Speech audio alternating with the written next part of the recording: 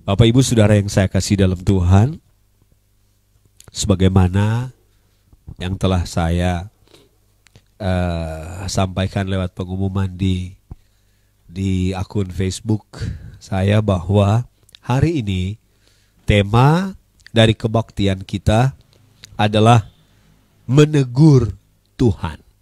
Ya, ada sebentar lewat pemberitaan firman Tuhan, saudara akan jadi mengerti mengapa saya menyanyikan lagu ini, Allahku yang setia. Ya, Dia telah berjanji dan tak sekalipun Dia ingkari, dan kesetiaannya itu sungguh terbukti di sepanjang hidup kita.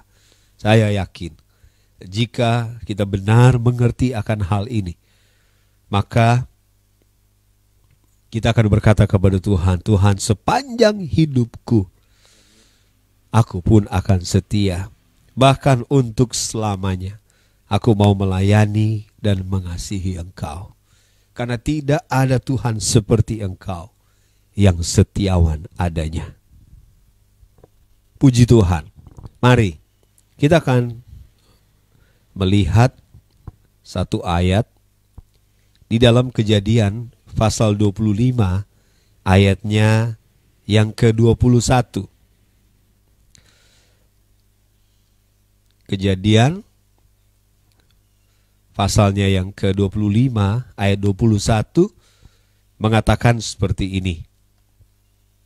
Kejadian pasal 25 ayat yang ke-21, berdoalah Ishak kepada Tuhan untuk istrinya, sebab istrinya itu mandul. Tuhan mengabulkan doanya sehingga Ribkah istrinya itu mengandung. Saudara yang saya kasih dalam Tuhan, coba kita perhatikan bahasa Inggrisnya. And Isaac entreated the Lord for his wife because she was barren, and the Lord entreated of him, and Rebekah his wife conceived. Saudara yang saya kasih dalam Tuhan, kata doa, berdoalah Ishak kepada Tuhan sehingga Tuhan mengabulkan doanya. Dalam bahasa Inggris dipakai kata entreat, ya, sudah dikasih Tuhan. Entreat. And Isaac entreated the Lord. And the Lord was entreated of him. Aneh. Bahasa Inggris dipakai kata entreat yang artinya menegur, ya. Atau menegor, ya. Nah, coba saudara lihat. Kata ini sama dengan yang dipakai di dalam 1 Timotius pasal 5 ayat 1. 1 Timotius pasal 5 ayat 1. Janganlah engkau keras terhadap orang tua, melainkan tegurlah dia sebagai bapa. Tegurlah orang-orang muda sebagai saudaramu. Rebuke not an elder, but entreat him as a father. Tegurlah dia, ya. Saudara mungkin berpikir, ya, siapa kita sehingga kita bisa menegur Tuhan atau kita menegur Tuhan, ya. Dalam bahasa Indonesia ternyata memakai kata tegur, ya, menegur, ya, sudah dikasih Tuhan. Nah, saya ingin kita belajar bersama-sama mengapa dipakai kata ini. Menegur yang bagaimana yang bisa kita lakukan terhadap Tuhan. Menurut Kamus Besar Bahasa Indonesia, kata tegur itu berarti ada 4, ya. Yang pertama, menyapa, selamat pagi, selamat siang, selamat sore, selamat malam, apa kabar. Itu artinya menyapa. Kemudian, menegur atau tegur artinya mengkritik, ya. Aduh, kita dapat tegur, Ya, sudah dikasih tahu. Aduh, kita dapat teguran. Itu artinya mengkritik. Kemudian menasehati. Maka orang tua itu menegur anaknya. Menegur anaknya. Ya, itu artinya menasehati. Dan yang keempat, arti kata tegur atau tegur itu artinya mengingatkan. Saya sangat yakin inilah yang kita bisa lakukan kepada Tuhan. Tegur dalam arti mengingatkan. Nah, sekarang ada pertanyaan. Memangnya Tuhan lupa? Beda dengan kita. Sebagai manusia, kita suka lupa, ya. C, A minor, D minor, ke G, ke C lagi, lupa, lupa, ya. Kita suka lupa. Apalagi kalau hutang, kita suka lupa, ternyata saya ada hutang. Nah, saudara yang saya kasih Tuhan, mari untuk menegur dalam pengertian mengingatkan inilah, hanya di bagian inilah kita diizinkan untuk menegur Tuhan. Ya, sudah dikasih Tuhan. Dalam hal mengingatkan. Apa artinya? Bukan karena Tuhan lupa, saudara yang saya kasih Tuhan. Tapi ada yang Tuhan ingin lihat dari kita, ya, sehingga kita bisa menegur Tuhan. Maka Ishak menegur Tuhan. Dan Tuhan mau ditegur oleh Ishak. Ini luar biasa, sudah dikasih Tuhan, ya. Saudara yang saya kasih Tuhan, coba kita lihat, ya. Siapa Ishak? Siapa kita? Sehingga kita bisa menegur Tuhan.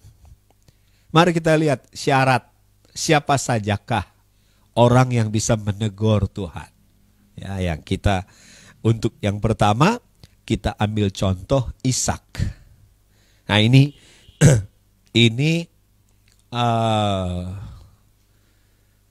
memerlukan sikap hati yang benar untuk kita menempatkan diri kita di posisi Ishak, ya. Jadi kalau kita mendengarkan firman Tuhan, tempatkan diri kita di posisi di dalam firman Allah yang kita dengar atau yang disampaikan kepada kita. Saudara perhatikan, soal siapa sajakah yang bisa menegur Tuhan. Yang pertama, coba kita lihat contoh dari Ishak. Siapa Ishak sehingga dia bisa menegur Tuhan? Apa yang Ishak miliki sehingga dia berhak untuk menegur Tuhan? Saudara perhatikan. Yang pertama, Ishak adalah anak mujizat yang lahir dari janji Allah, bahkan anak sumpah dari Tuhan. Kenapa saya katakan anak sumpah? Sudah dikasih Tuhan. Ketika Abraham siap untuk mengorbankan Ishak di Bukit Moria, maka Tuhan menahan Abraham. Abraham, sekarang aku tahu hatimu. Karena itu aku bersumpah. Ada tingkatannya, ada janji, kemudian ada sumpah. Ketika Abraham akan mengorbankan Ishak, Tuhan tahu hati Abraham, maka Tuhan bersumpah. Ishak bukan sekedar anak mujizat lagi dari janji Allah, bahkan dia anak sumpah dari Tuhan. Yang kedua, kepada Abraham, Ishak adalah anak kebenaran oleh iman. Karena firman Allah berkata, maka percayalah Abraham, maka itu diperhitungkan kepadanya sebagai kebenaran. Saudara yang saya kasih dalam Tuhan, Ishak adalah anak dibenarkan oleh iman. Ketika Tuhan membawa Abraham keluar di waktu malam dan Tuhan berkata, Abraham, lihatlah ke atas. Abraham angkat mata, dia pandang ke atas, ada bintang-bintang di langit. Dan Tuhan berkata, sebanyak itulah keturunanmu nantinya. Jadi Ishak adalah anak dibenarkan oleh iman. Kemudian yang ketiga, istri dari Ishak, yaitu Ribka, itu adalah hasil jawaban doa dari Abraham dan Eliezer. Ya, Abraham berdoa, ya, dia tumpang tangan kepada Eliezer untuk tidak mencari istri dari tempat lain, tetapi ke sanak saudara dari Abraham. Dan kemudian Eliezer berdoa, Tuhan, kalau engkau menyertai aku, berilah tanda seperti ini. Maka didapatlah Ribka. Jadi Ribka adalah hasil jawaban doa dari Abraham dan Eliezer. Jadi yang pertama, Ishak itu anak sumpah dari Allah.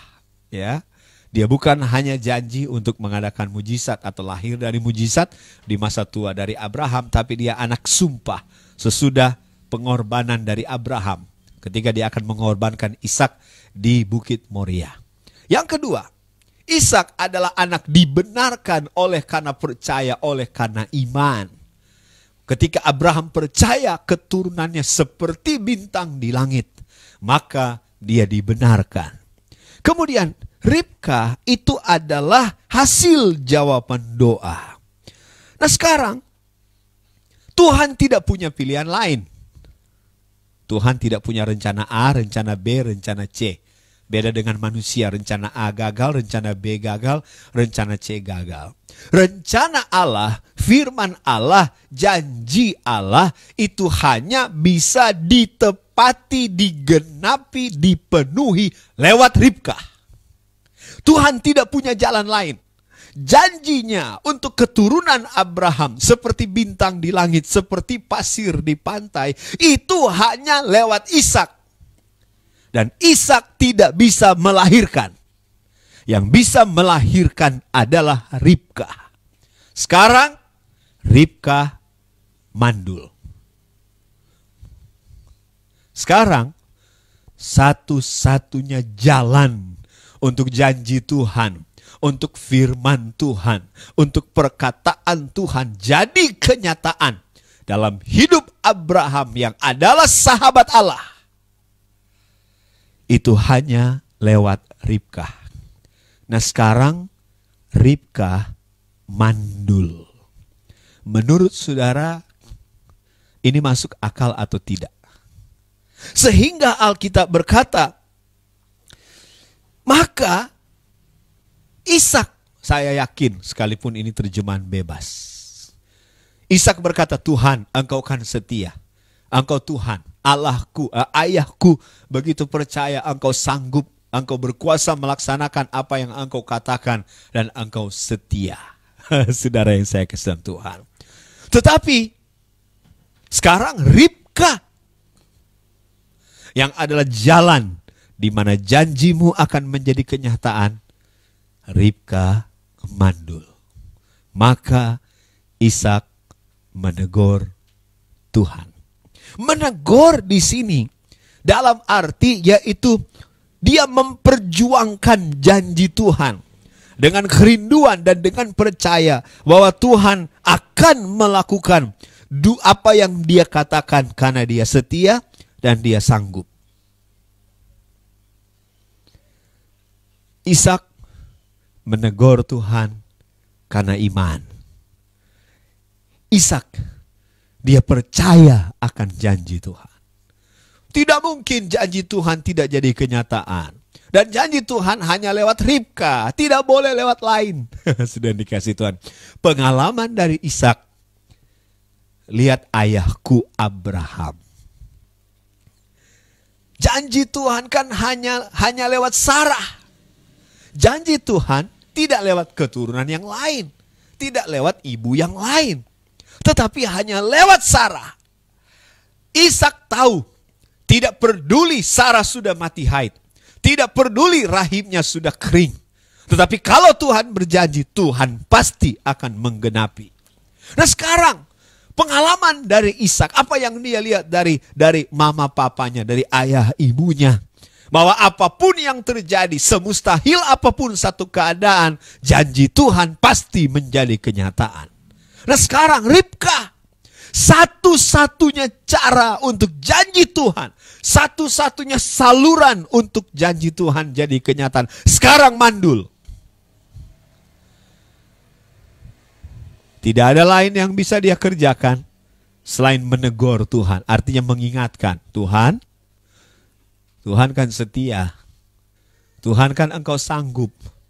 Tuhan, bagimu tidak ada yang mustahil. Tuhan, hanya lewat Ribka, janjimu, firmanmu akan menjadi kenyataan. Ini syarat yang pertama. Untuk kita bisa tegur Tuhan. Ya, kita bisa menegur Tuhan. Dengan apa? Dengan iman kita. Bahwa semua janji Tuhan pasti menjadi kenyataan. Ada keadaan-keadaan yang membuat janji Allah tidak jadi kenyataan. Banyak kali iblis, dunia, daging, segala macam keterbatasan, situasi, kondisi, itu membuat sepertinya firman Allah tidak mungkin jadi. Saudara bisa tegur Tuhan. Ya. Tegur Tuhan dengan iman. Puji Tuhan. Tegur Tuhan dengan iman. Bahwa Tuhan itu setia, dia sanggup melaksanakan apa yang dia janjikan. Sekarang yang kedua, kita akan melihat syarat untuk bisa menegur Tuhan. Ya. Sekali lagi yang pertama, syaratnya itu adalah iman. Karena iman percaya bahwa Tuhan itu setia dan Tuhan sanggup melaksanakan apa yang dia janjikan. Sekarang yang kedua, coba kita lihat dua ayat di dalam Keluaran pasalnya yang ke-8, ayatnya yang ke-30 dan ayat 31. Mengatakan seperti ini, Keluaran pasal 8, ayat 30 dan 31. Sesudah itu, keluarlah Musa meninggalkan Firaun, lalu berdoa kepada Tuhan. Ayat 31, dan Tuhan membuat seperti yang dikatakan Musa. Pikat itu dijauhkannya dari Firaun, dari pegawai-pegawainya dan rakyatnya. Seekor pun tidak ada yang tinggal. Nah, kata lalu berdoa kepada Tuhan juga dipakai kata entreated, ya. Dan Musa meninggalkan Firaun, bahasa Indonesia lalu berdoa pada Tuhan. Bahasa Inggris berkata Musa meninggalkan Firaun dan menegur Tuhan. Kata doa dipakai kata menegur lagi di sini, ya. Kemudian ayat 31, dan Tuhan membuat seperti yang dikatakan Musa. Dipakai kata dan Tuhan melakukan seperti perkataan Musa. Jadi ketika Musa menegur Tuhan, maka Tuhan mengikuti teguran Musa. Ya, saudara yang saya kasih Tuhan. Sekali lagi, saya beri awasan. Menegur di sini bukan dalam arti salam. Menegur di sini bukan berarti mengkritik. Menegur di sini bukan berarti menasehati, tetapi mengingatkan. Apa yang diingatkan oleh Musa kepada Tuhan lewat doanya, sehingga Tuhan melakukan apa yang ditegurkan oleh Musa. Coba kita lihat di pasalnya yang ke-10. Pasal 10 ayat 17 dan ayatnya yang ke-18. Coba. Pasal 10 dalam Keluaran pasal 10 ayat 17 dan ayat yang ke-18. Oleh sebab itu, ampunilah kiranya dosaku untuk sekali ini saja. Ampunilah kiranya dosaku untuk sekali ini saja. Dan berdoalah kepada Tuhan Allahmu, supaya bahaya maut ini dijauhkannya daripadaku. Lalu Keluarlah Musa meninggalkan Firaun dan berdoa kepada Tuhan. Coba lihat perkataan firman Tuhan ini dalam bahasa Inggris. Now, therefore, forgive, I pray thee, my sin only this once, and entreat the Lord your God, that he may take away from me this death only. And he went out from Pharaoh and entreated the Lord. Sekarang, ampunilah, aku memohon kepadamu, dosaku hanya kali ini saja, dan tegurlah Tuhan. Sekali lagi, Firaun berkata, dan tegurlah Tuhan. Ya. Dan ayatnya yang ke-18, dan Musa meninggalkan Firaun dan menegur Tuhan. Kok Firaun bisa mengatakan kata ini, tegurlah Tuhan? Maka Musa menegur Tuhan. Apa alasannya? Apa syaratnya? Sehingga Firaun tahu Musa bisa menegur Tuhan, dan kemudian Musa ikut dan menegur Tuhan, dan Tuhan mau ditegur oleh Musa. Alasannya apa? Sudah dikasih Tuhan. Pertobatan. Firaun berkata, ampunilah aku. Ya. Ampunilah aku. Dan dosaku itu hanya kali ini saja. Sekalipun sesudah itu kita tahu Firaun ternyata melupakan pertobatannya dan kembali mengeraskan hatinya, ya. Saudara yang saya kasih Tuhan, pertobatan adalah syarat untuk menegur Tuhan. Kenapa? Saya tanya, apa sih dahsyatnya pertobatan? Apa sih kekuatan pertobatan sehingga bisa menegur Tuhan? Sebenarnya kalau kita mengerti kekuatan dari pertobatan, sebenarnya adalah pengampunan. Di situ ada kasih Tuhan. Di situ ada salib Yesus. Dasar untuk menegur Tuhan adalah salib Yesus. Kalau kita hidup dalam dosa, kemudian di dalam dosa Tuhan bentuk kita, Tuhan proses kita. Karena Tuhan tidak ingin kita tetap tinggal dalam dosa. Karena Tuhan tahu upah dosa adalah maut. Saudara perhatikan baik-baik. Ketika kita bertobat, ketika kita kembali pada Tuhan, ketika kuasa salib itu jadi dalam hidup kita, kita bisa tegur Tuhan. Apa saudara masih ingat doa Salomo waktu pentabisan bait Allah? Kalau umatmu berdosa, kemudian langit menjadi tembaga, diserahkan kepada musuh, tapi kemudian umatmu datang di baitmu ini dengan pertobatan. Masih ingat doa Daniel dalam Daniel pasalnya yang ke-9? Ya, Daniel dalam pertobatan sungguh dia berdoa. Saudara ingat pasal yang sangat menarik dari Daud? Saudara mungkin ingat Mazmur 119, Mazmur 23, tapi jangan lupa ada satu pasal dalam kitab Mazmur yang sangat penting, itu Mazmur 51. Itu Mazmur pertobatan. Di situ ada doa pertobatan dari Daud, ya. Kenapa Daud dipakai oleh Tuhan? Kenapa Daud dipilih Tuhan dan dikatakan Daud berkenan di hati Tuhan? Selain Daud menghargai urapan, Daud adalah seorang pemuji dan penyembah. Dia sangat menghormati firman, tapi jangan lupa Daud juga adalah seorang petobat yang sungguh-sungguh. Pertobatan, ya, itu syarat untuk menegur Tuhan. Firaun berkata, ampuni aku bertobat. Musa, tegurlah Tuhan. Dan Musa tahu kalau seorang sudah bertobat, maka pengampunan harus menjadi miliknya. Kalau seorang sudah bertobat, maka tidak akan ada lagi penghukuman karena dosa. Sekali lagi, maka Musa menegur Tuhan.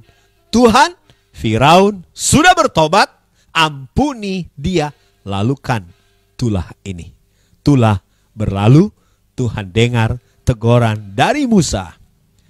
Firaun tahu kalau dia sudah bertobat, maka Musa, hamba Tuhan itu, boleh menegur Tuhan, dan Tuhan ditegur, menerima teguran itu. Sekarang yang ketiga, coba kita lihat syarat yang ketiga untuk kita bisa menegur Tuhan. Yang pertama, iman. Kita sudah lihat lewat hidup dari Ishak. Kalau Tuhan sudah berjanji, ayahku Abraham, sahabat Allah itu, orang yang dibenarkan oleh iman itu, tidak mungkin Tuhan ingkar janji. Karena janji Tuhan itu hanya lewat Ribkah. Dan sekarang Ribkah mandul. Oh, maka Ishak menegur Tuhan dengan iman. Karena dia percaya Tuhan setia dan janji Tuhan pasti jadi kenyataan. Yang kedua, pengampunan.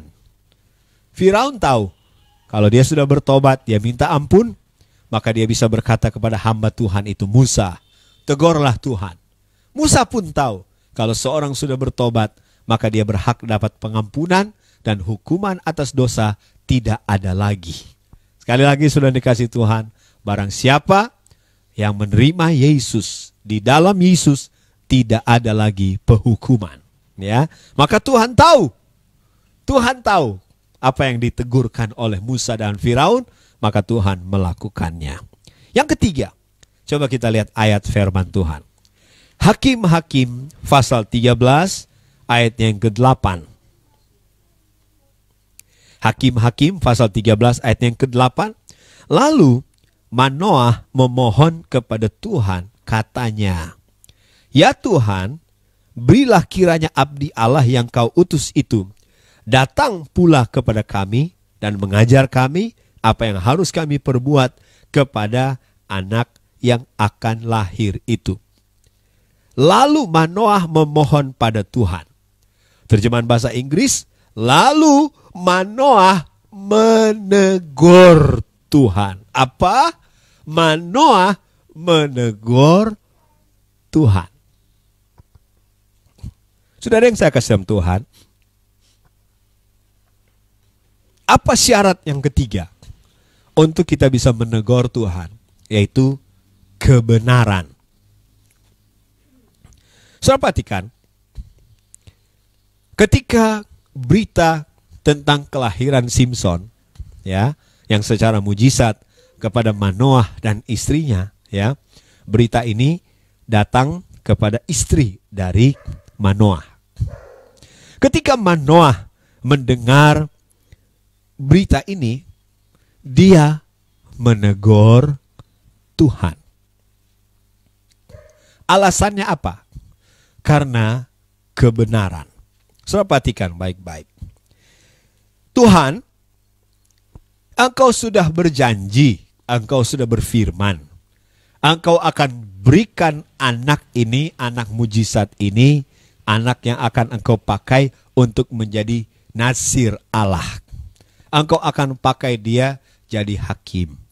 Tetapi Engkau tidak memberitahu kepada kami apa yang harus kami lakukan dengan anak ini. Engkau tidak membuat kami mengerti apa yang harus kami ajarkan kepada anak ini. Ya, sekali lagi, Tuhan suruh abdi Allah yang kau utus itu datang lagi. Saudara saya bayangkan, ya. Manoah menegur Tuhan. Tuhan berikan kami anak, dan anak ini akan jadi hamba Tuhan.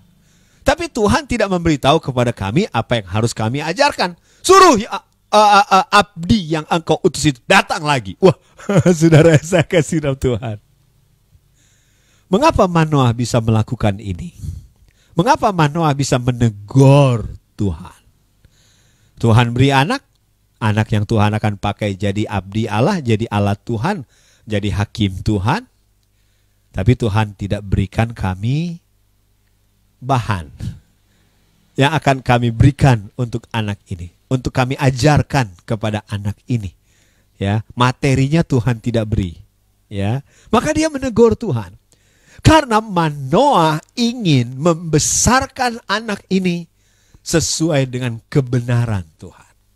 Manoah ingin anak ini dibesarkan dengan cara yang benar.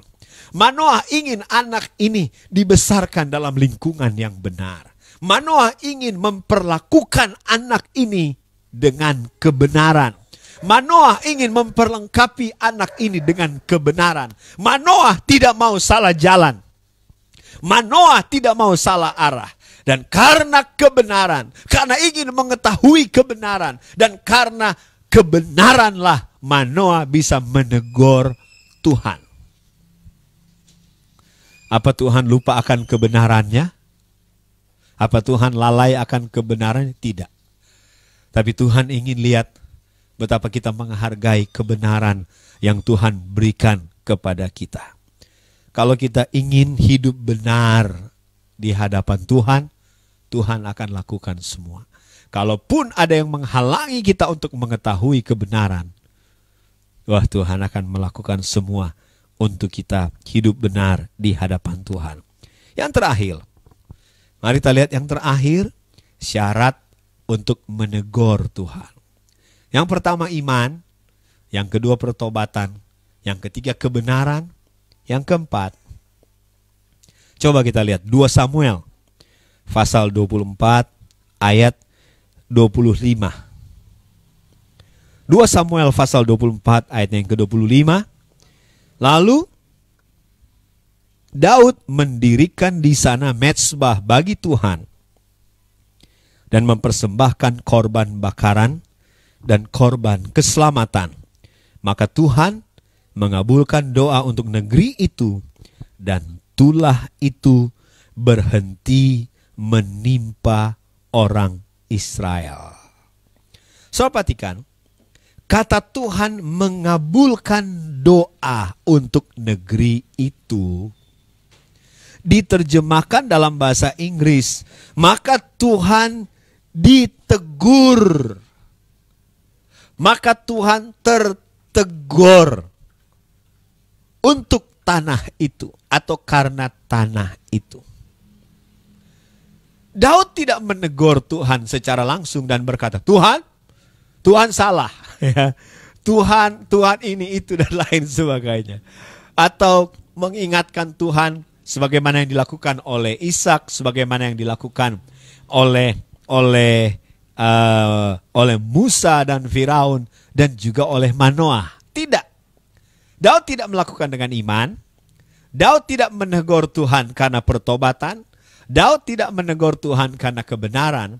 Tapi Daud menegur Tuhan lewat korban. Saudara yang saya dikasihi dalam Tuhan, ketika Daud melakukan kesalahan, ya, dia ditipu, ya, dihasut oleh iblis untuk melakukan kesalahan. Akhirnya Tuhan suruh pilih. Mau pilih mana? Ya, mau pilih mana? Selama 3 tahun kelaparan, Daud pikir, wah, kalau 3 tahun kelaparan habis semua. Kemudian 3 bulan dikejar-kejar musuh, astaga, dikejar-kejar musuh selama 3 bulan. Dikejar-kejar Saul saja dia sudah capek, apalagi 3 bulan dikejar musuh. Waduh, ya. Tapi kemudian Tuhan berkata, atau pilihan yang ketiga, 3 hari ada tulah. Sudah dikasih Tuhan. Daud pikir secara jumlah dan lain sebagainya, dia pikir soal kerugian, kan cuma 3 hari. Dia tidak tahu kalau tulah itu dikerjakan oleh Tuhan, maka hasilnya itu sangat mengerikan. Maka malaikat Tuhan mulai mendatangkan tulah. Ketika hari pertama saja sudah ada ribuan orang mati. Puluhan ribu orang mati. Kemudian Daud melihat malaikat yang mendatangkan tulah itu on the way ke Yerusalem. Malaikat itu sedang angkat pedang ke arah Yerusalem. On the way. Banyak kali kita suka berdusta, ya. Baru bangun, baru mau mandi, sudah bilang on the way. Ternyata on the way ke kamar mandi, ya. Belum on the way. Ya, namanya saja on the way, ya. Saudara yang saya kasih dalam Tuhan, Daud melihat malaikat itu ke arah Yerusalem. Di situ ada keluarganya, di situ ada teman-temannya, di situ ada pelayan-pelayannya, ya, ke arah Yerusalem. Tapi Daud, dia tidak berbuat apa-apa selain dia bangun mezbah, mempersembahkan korban bakaran dan korban keselamatan. Saudara yang saya kasih dalam Tuhan, ketika dia bangun mezbah dan dia persembahkan korban bakaran dan korban keselamatan, maka Tuhan tertegur oleh korban itu, oleh pembuatan mezbah dan bau harum yang naik lewat korban. Sudah dikasih Tuhan. Dan juga korban keselamatan, penghargaan terhadap keselamatan yang Tuhan beri. Saudara yang saya kasih Tuhan, maka Tuhan mengabulkan doanya untuk negeri itu, dan tulah itu berhenti. Sekarang kita ada di tengah masa pandemi, ya. Saya tidak tahu ini tulah atau apa, sudah dikasih Tuhan. Tetapi kita selalu menyanyikan lagu, Tuhan pulihkan, ampunilah bangsa kami, pulihkanlah negeri kami. Saudara yang saya kasih dalam Tuhan, mana mezbah kita? Mana altar kita? Mana korban bakaran kita? Mana korban keselamatan kita? Kalau saudara sudah bangun mezbah, bangun altar saudara, persembahkan korban keselamatan dan korban bakaran, maka Tuhan akan tertegur dengan apa yang saudara lakukan. Puji Tuhan. Saya tidak berkata lebih panjang lagi. Mari kita segera akan berdoa. Puji Tuhan. Kita akan menyanyikan lagu penutup kita, sekaligus lewat lagu ini mari kita naik pada Tuhan.